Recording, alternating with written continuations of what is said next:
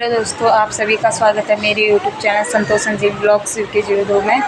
तो मैंने दिया बाती कर लिया है और नहा धो कर लिया है और बाबू को भी मैंने नहला के उसे टीका वीका कर लिया है क्योंकि आज है स्वतंत्रता दिवस। आप सभी लोगों को स्वतंत्रता दिवस की ढेर सारी शुभकामनाएँ।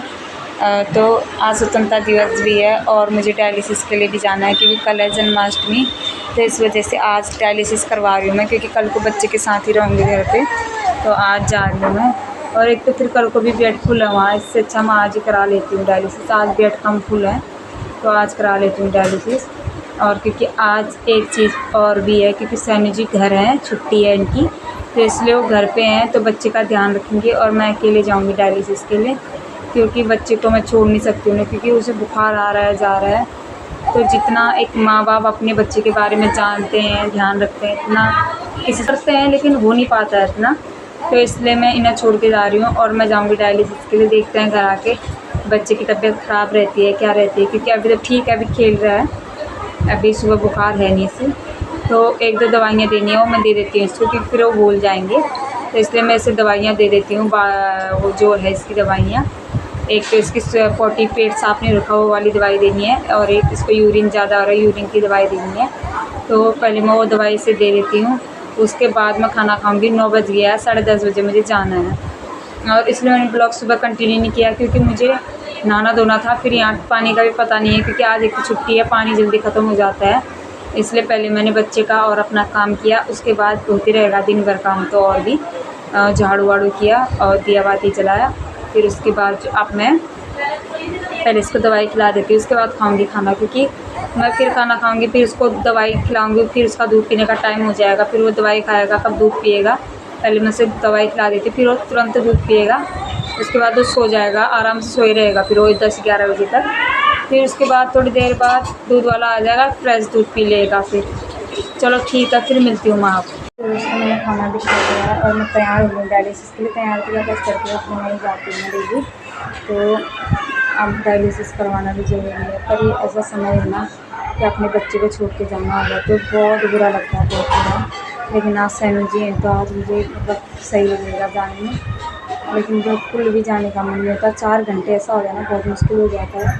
4 घंटे डायलिसिस में रहो, फिर आधा घंटा ब्लड कम करने में लगता है, फिर आधा घंटा जहाँ से मैं आती हूँ टेम्पो नहीं मिलती है, ढूंढना पड़ता है, बहुत परेशानी है। टेम्पो मिलती नहीं है, कई देर तक धूप में खड़े रहना पड़ता है।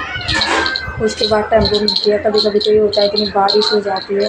आज तो चलो मैं सुबह वाले में जा रही हूँ, वरना मेरा होता है रात के 8 बजे ख़त्म, 9 साढ़े 9 बजे घर पर पहुँचती हूँ। मैं अकेले जाती हूँ, अकेले आती हूँ।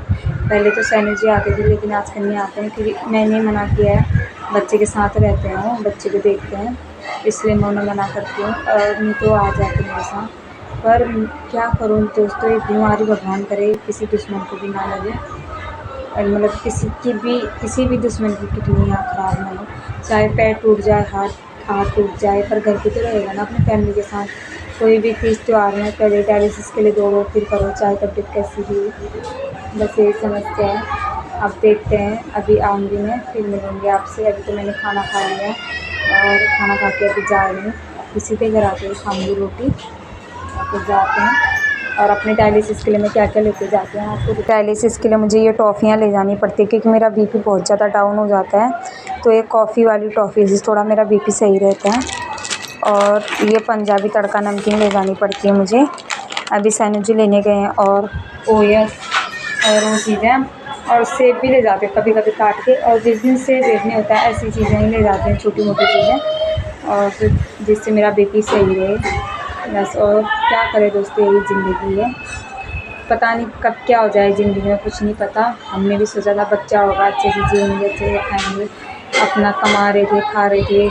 ससुराल वालों ने मेरे को आज तक कभी कुछ नहीं दिया। एक फुल्ली होती है ना, नाक की फुल्ली, ये तक नहीं दी। बोलते हैं शादी के बाद फुल्ली मिलती है, मतलब देते हैं, जेवर पात अपनी तरफ से देते हैं, पहाड़ी को तो पता ही है, लेकिन मेरे सास ससुर ने फुल्ली तक नहीं दी। ज़मीन तो बहुत दूर की बात है दोस्तों, ज़मीन तो देने की कभी सोच भी नहीं सकते। इतनी तकलीफ़ में हम हरिद्वार में हमारा मकान है, लेकिन मेरे जेठ को जेठानी को दिया है। मेरी जेठानी से मेरा ना कभी झगड़ा हुआ है, ना जेठ से हुआ है, लेकिन उनके दिल की बात बीमारी के टाइम में हमें पता चली क्या है। वो ऐसा बोलते हैं मेरे ससुर से, अगर ये यहाँ रहेंगे तो हम यहाँ से चले जाएंगे। पता नहीं उनके दिल में क्या है कि पूरा मकान हमारा ही हुआ है, उनके दिल में या ये रहे ना इनके दिल में, पता नहीं क्या है, किसी के दिल की बात कोई नहीं जानता। लेकिन इतने तकलीफ़ में उन लोगों ने हमें दिया नहीं। भगवान ऊपर से एक न एक दिन हमारा अच्छा ज़रूर होगा। कोई बात नहीं, हम किराए में हैं, किराया चढ़ाया है, बहुत स्ट्रगल करनी पड़ रही है ज़िंदगी में। आप लोग सपोर्ट करेंगे तो ये भी आसानी से हो जाएगा सब कुछ, तो प्लीज़ सपोर्ट कीजिएगा। और हम इनके थोड़ी देर तो ये मैं डायलिसिस के लिए टेम्पो में बैठ गई हूँ। डायलिसिस सेंटर पहुँच गई हूँ। थोड़ा वेट करने के लिए बोला है क्योंकि बेड अभी खाली नहीं है। तो 15 अगस्त के दिन ये मिला था, मैं बूंदी का प्रसादी बांट रहे थे हॉस्पिटल में, और ये डेकोरेट किया था तो बहुत अच्छा लग रहा था। और डेकोरेट पूरा अंदर से बाहर तक पूरा किया था। तो यहाँ पे मेरा डायलिसिस हो रहा था, इन ड्रिल लगा ली थी, डायलिसिस चालू हो गया था। और ये प्रसादी मैंने रख दिया था क्योंकि मुझे नहीं खाना था। दोस्तों मैं डायलिसिस से घर पहुँच चुकी हूँ। तो भैया आए थे मुझे लेने के लिए, उनके साथ आई मैं डायलिसिस से। और ये मेरा डायलिसिस बेल्ट लगा रखा है यहाँ पे, और बाबू यहाँ पे खेल रहा है झंडे के साथ। और ये है बाबू का झंडा, ये कितना अच्छा लहरा रहा है झंडा। ये खेल रहा था झंडे के साथ। मैं खाना खा के सो गई थी, थोड़ी देर सोई तो क्या, क्योंकि मैं लेट ही आई। थोड़ी देर बच्चे के लिए खाना बनाया घर आके, तो इसको खिलाया और तब थोड़ी देर आराम किया। अभी वीडियो कंटिन्यू करी क्योंकि मैं बाइक में आई, और उस टाइम पे डायलिसिस के बाद वीडियो बनाने का मन भी नहीं था मेरा। एक तो आज मुझे बुरा लगा कि नेफ्रोप्लस जा रही है वहाँ से, जहाँ पे हम डायलिसिस कराते थे, तो वो सर लोग जा रहे हैं। अब वहाँ पे हॉस्पिटल का स्टाफ रहेगा।